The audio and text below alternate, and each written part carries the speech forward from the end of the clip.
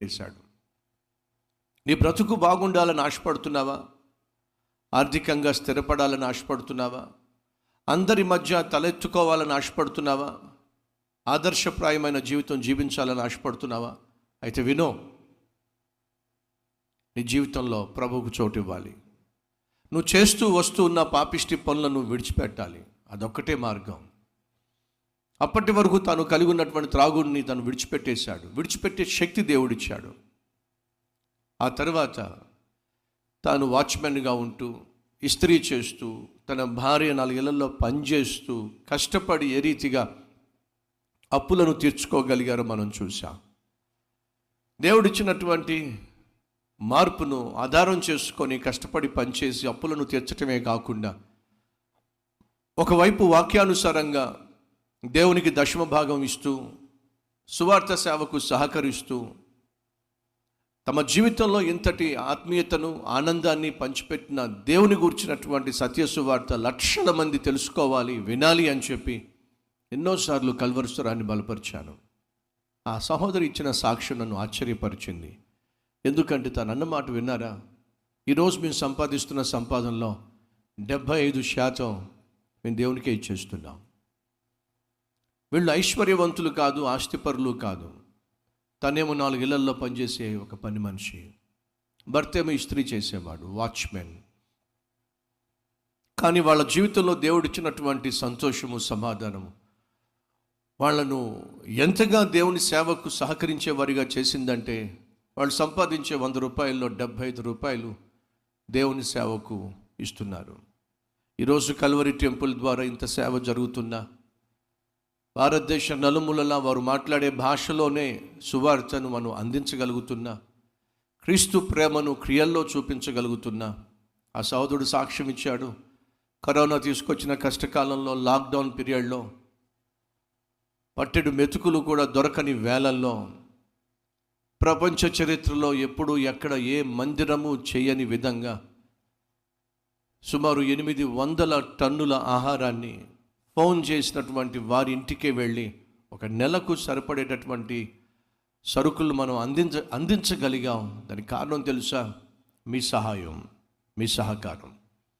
మీ సహాయ సహకారాలను బట్టి మీరు కల్వరి పరిచర్ను ప్రేమించి, దేవుడు మీకు ఇచ్చిన సంపాదనలో నమ్మకంగా దశమ భాగం ఇచ్చేవారు, అలాగే కానుకలు ఇచ్చేవారు, కల్వరి స్వరాన్ని బలపరిచి అనేక లక్షల మందికి సువార్తను దానం చేసేటటువంటి దాతల వల్లే ఈరోజు మన కల్వరి టెంపుల్ ఇంతగా వర్ధిల్లుతూ ఉంది. ₹1 విదేశీ సహాయం లేకుండా, ఎటువంటి అమెరికా వాళ్ళు, లేకపోతే ఆస్ట్రేలియా వాళ్ళు, లేకపోతే ఇతర దేశాల నుంచి సహాయం ₹1 కూడా మన కల్వరి పరిచర్య ప్రారంభించినప్పటి నుంచి ఇప్పటి వరకు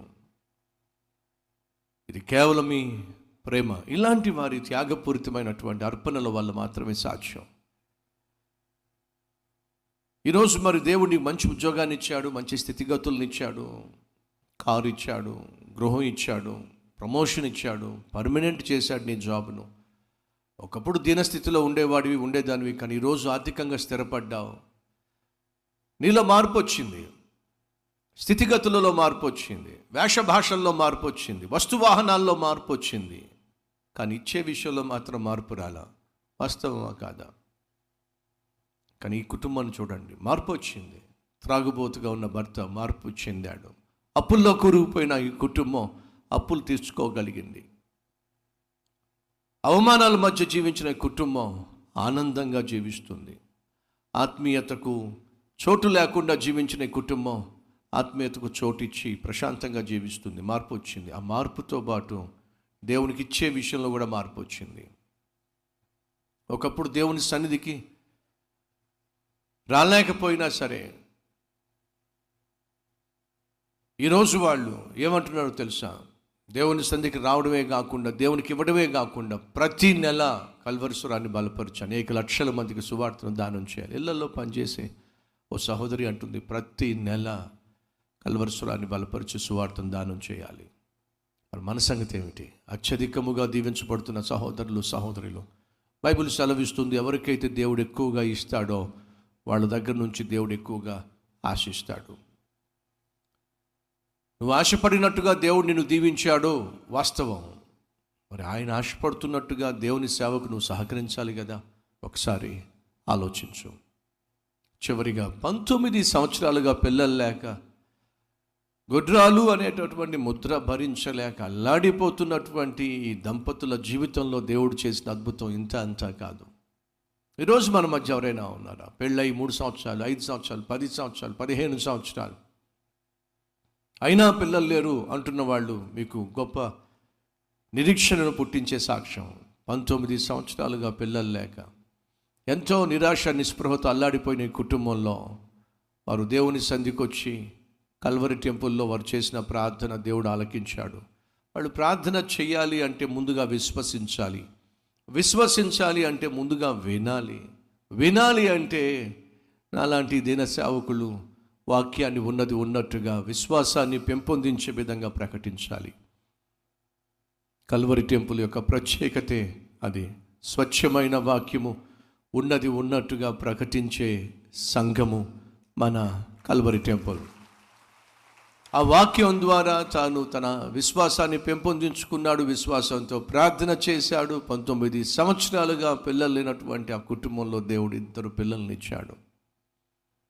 ఆనందంతో సంతోషంతో తమ కుటుంబాన్ని నింపిన దేవుని గూర్చిన సత్యసువార్త నేను ఇతరులకు చెప్పకుండా ఎలా ఉండగలను అని చెప్పి ఐస్ క్రీంలు అమ్ముకుంటూ ఆ సహోదరుడు తనకు వచ్చిన దాంట్లోనే కొంత డబ్బు దాచిపెట్టి సువార్తను అందిస్తూ ఉన్నాడు. అంటున్నాడు, జీవించినంత కాలం మా కుటుంబాన్ని ఆదరించిన, ఆనందభరితులుగా మార్చిన ఆ ప్రభు అయిన యేసుక్రీస్తును గూర్చిన సువార్తను ప్రచురం చేస్తూనే ఉంటాం. పేదవాడే కానీ ప్రభు ప్రేమను గుర్తించినవాడు, అనుభవిస్తున్నవాడు, 10 మంది అనుభవించాలి ఆశిస్తున్నవాడు. మరి నీ